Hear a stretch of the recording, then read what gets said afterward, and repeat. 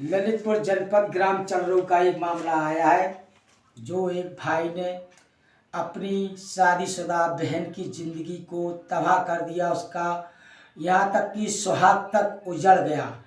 कुछ समय पूर्व ललितपुर एनएनबी कॉलेज पर मोटरसाइकिल हादसे में 2 लोगों की मृत्यु हुई थी, जिसमें एक सोनम का पति भी था। सोनम का भाई जो कि फूल सिंह तनय जस्सू निवासी चर्रू का रहने वाला है, इसने अपनी बहन सोनम को दबाव में रखकर फर्जी दहेज प्रथा जैसी मुकदमा दायर किया ससुराल पक्ष पर और अन्य कार्रवाई भी करता रहा। देखते हैं क्रम रफ्तार की पूरी खबर।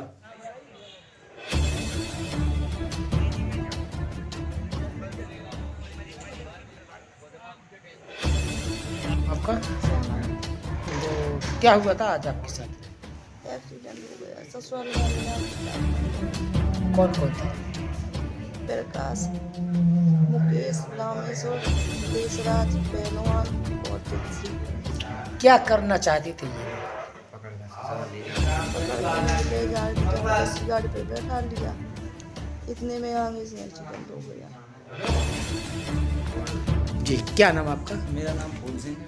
मैं ग्राम चड़रू का निवासी हूँ। जैसे कि मेरी बहन की शादी 29 अप्रैल 2021 को हुई थी, तो मेरी बहन जब दूसरी बार ससुराल गई तो ससुराल वालों ने दहेज की मांग को लेकर प्रताड़ित करना, मारपीट करना शुरू कर दिया। तो मैं अपनी बहन को जब लेवा लाया, उन्हें परेशान किया, तो इसके बाद मैंने माननीय न्यायालय जी की शरण ली और न्यायालय में मुकदमा पंजीकृत करवाया दहेज प्रथा का, और 125 धारा 125 में भी है। और इसके बाद मेरी बहन मेरे घर रह रही थी, चड़रू में ही रह रही थी। इसके बाद मेरी बहन दीपचंद डिग्री कॉलेज में पढ़ने आती थी। तो 2-3 महीने पहले भी ये घटना हुई थी कि जो ससुराल पक्ष के लोग हैं वो दबंग लौंडों को लेकर लेवाकर 4-5 गुंडा लेवाकर मेरी सिस्टर को पकड़ने आए थे। ज़बरदस्ती पकड़ के ससुराल ले जा रहे थे और कह रहे थे हम आपको जान से भी मार देंगे।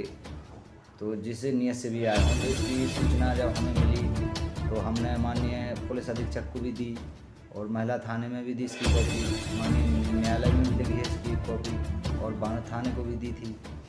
अच्छा, जब आज मेरी सिस्टर कॉलेज आई छात्रवृत्ति का ऑनलाइन कराने, जिसकी सीडी बनवानी थी, तो दुकान से सीडी बनवा के मेरी सिस्टर कॉलेज जा रही थी कि अचानक रास्ते में जस्ट कॉलेज के सामने, स्टेडियम के सामने रामेश्वर सनफ प्रकाश सनफ हीरालाल और मुकेश सनफ प्रकाश, पहलवान सनफ डरू निवासी ग्राम चड़रू, और देशराज सनफ चिप्पे जो कि ननौरा से है, ये लोग आए और मेरी सिस्टर को ज़बरदस्ती गाड़ी पे बैठा के ले जाने लगे।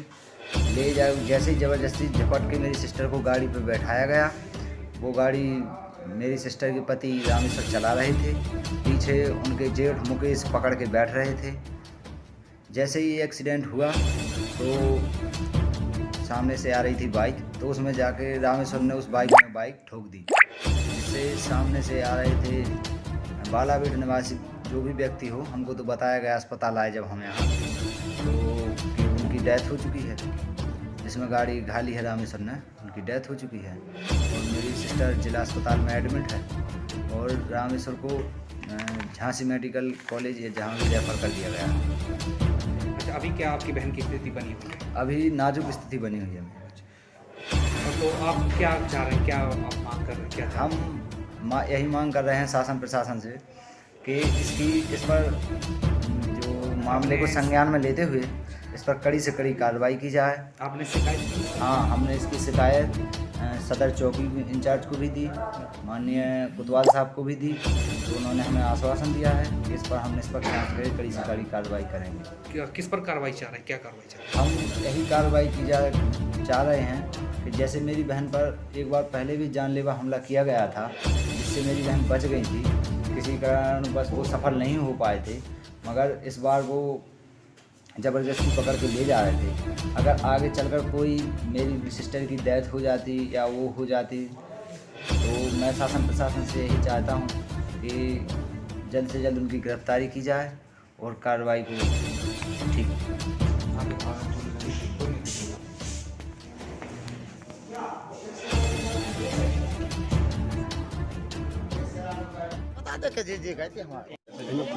जी, क्या नाम आपका? प्रकाश। ये जो एनएनबी कॉलेज के पास जो एक्सीडेंट हुआ था, हाँ, उनके आप कौन हैं? पिताजी। पिताजी। तो क्या जो आपके ऊपर जो आरोप लगाए गए हैं, तो उन आरोप के बारे में आप क्या बोलना चाहती हैं? हम ये बोलते हैं साहब के हमारा बच्चा इतने से घर से चले गया है, तो हम गए नहीं यहाँ, हम नहीं गए न, हमारा बच्चा का हल पढ़ो बने। तो जो आरोप लगाए जा रहे थे आपके ऊपर, मैं उन आरोप के बारे में, जो घटना घटी है उस घटना के विषय में आपसे जानकारी चाहता हूँ।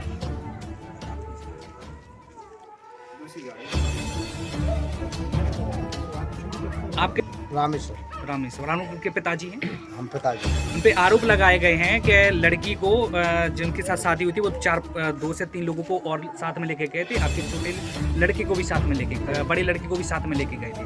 तो उनका अपहरण करके जबरन उठा के ले जाया जा रहा था, वो भी किसी भी मकसद की वजह उन्हें बताया, कुछ भी हो सकता है। तो इसमें आपका क्या कहना है?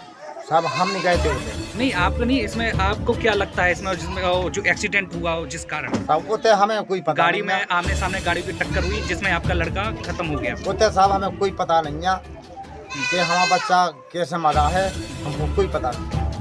हम अपने घर हैं न, हमारा बड़ा बच्चा का के साथ गाओ तो यार नहीं दूसरे के साथ हुआ बड़ा हुआ है। वो उसने लड़की ने फोन करा करे कि हमारा फार्म भरे जाना और तुम आ जाओ दूसरी गाड़ी पे चले जाओ।